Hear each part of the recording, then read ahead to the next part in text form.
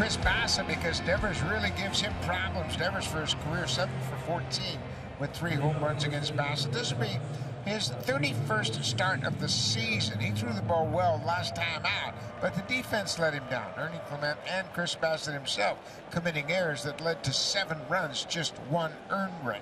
Duran at 285. He's the American League leader in both doubles and triples, and also has 21 home runs. He has had an excellent season, and he got him.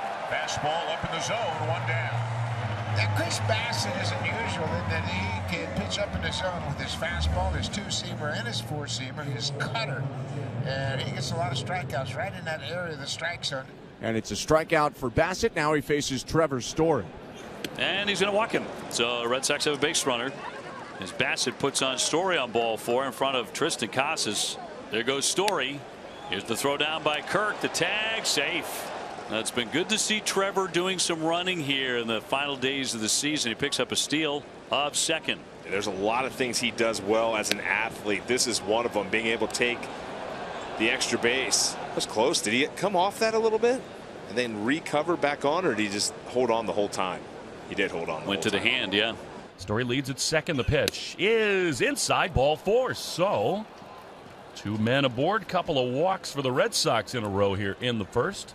And back in his home and native land, here's Tyler O'Neill, who in our first trip here in the first game in Canada had a 2-home run game. The slider is down and away. Throw down to second, and somehow Story gets back in there safely. Now, the throw beat him, but Jimenez missed the tag, and they're going to look at the replay.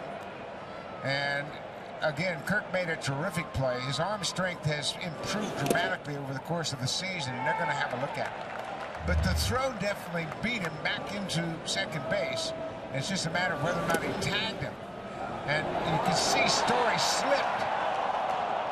But the tag is high, and Story reacted to the ball in the dirt, and the tag is high. Had he gone for his hand or just kept the glove in front of the base, Story would have ran into the glove. But you see the swipe tag. Pretty close right there. Call on the field is overturned, and the runner is out. No score. 2 outs, top of the first. Casas on first, and the pitch to O'Neill is looped toward third. Running in, Barger makes a waist-high catch on the liner and ends the inning. By the way, speaking of Blue Jays draft picks, pretty cool in between innings. Tribute video put up for Danny Jansen, who got a big applause from the Blue Jays, Red Sox, and the fans. Jansen came onto the field, saluted the fans, and it was a very nice moment. Well deserved by a guy who meant so much to the fan base here, to his teammates, his coaches, and you know Danny Jansen as well as I do. He's touched that. I'm sure that meant the world to him that the Blue Jays would do that upon his return. Tanner Houck 8-10, ERA 3.21.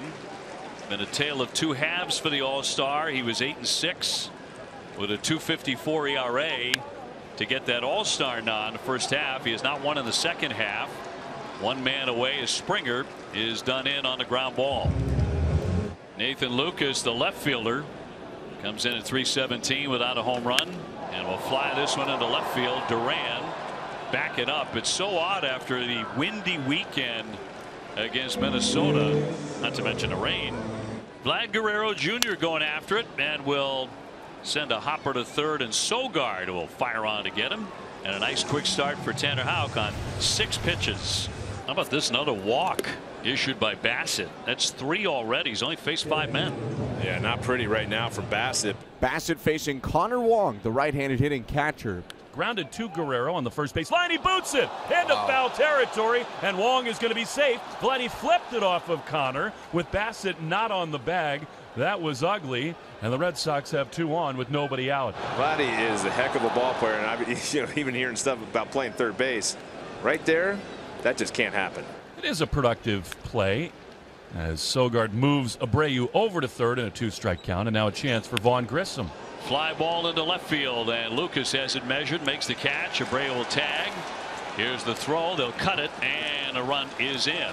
The Red Sox on the board first tonight, 1-0. Here's Cedon with 2 down, and Sogard leading at first. His next offering is hit hard to third. Diving catch by Addison Barger on the soft liner to end the inning. That one sunk in a hurry, but Barger got under it to make the play. Well, he's walked another man, so he's walked 4 men here in the first 3 innings.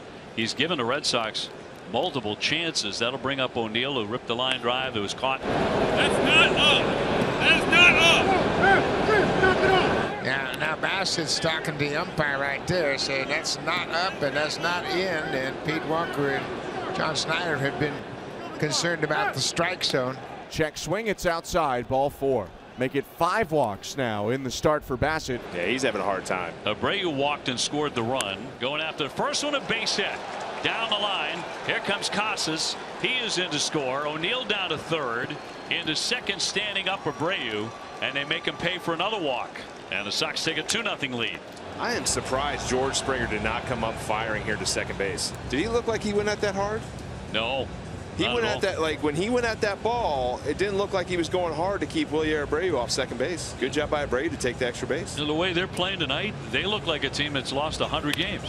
Line drive to center field. Clase better hurry, and he gets there. Looked like Clase didn't have a good view of it off the start, but he broke to his right and hauled it in to end the inning. 4th double for Sogard this season in 27 games. And the second hit allowed of the day by Chris Bassett. And they're going to call a balk on Bassett. He stepped off the opposite way that you usually do. Instead of the right-handed pitcher turning to his left, he turned to his right. And I don't know that he properly disengaged with the rubber. What a weird night for Bassett. And a trickler. Here comes the run. Bassett will go to first as the run scores. So 3-0. You can't do it any better. I mean, that's like basically like a swinging bunt. Tanner Houck looking for a victory. He's not had one since before the All-Star game. There are quickly 2 away. He's thrown 42 pitches and 30 of them for strikes. Yeah, and it's just been a ground ball machine. He's got 14 guys in a row. 3-1 pitch all the way to the backstop, and there's the perfect game bit over out of nowhere with 2 outs in the bottom of the 5th. Clement grounded out to shortstop in the 3rd inning, 0 for 1. 3-0 Boston, 2 outs, bottom 5. And a line drive base hit into left. Their first hit, throw back into second base. So consecutive hitters reaching a walk and a single. Well, he had the perfect game, gave up the walk to Barger, then gave him the single to lose the no-hitter. But we all know that Tanner Houck's on a pitch count. Skied into left field, but Duran has room. Backpedaling in front of the track, he's there to make the play. Inning over, Tanner strands a couple after allowing his first walk and his first hit. So Rafaela looking for his first hit with the infield drawn in. First and third with 1 gone. And the youngster looking to mash one. Yanked to third. Throw into second for an out, onto first, and safe, and a run scores.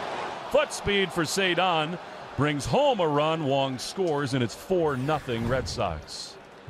Spencer Horwitz up to the plate for the Blue Jays. 1 out, bottom of the 9th, 4-0 Red Sox. And a bouncer up the middle, and that's going to get through for a base hit. And Lucas will come in to score to make it 4-1.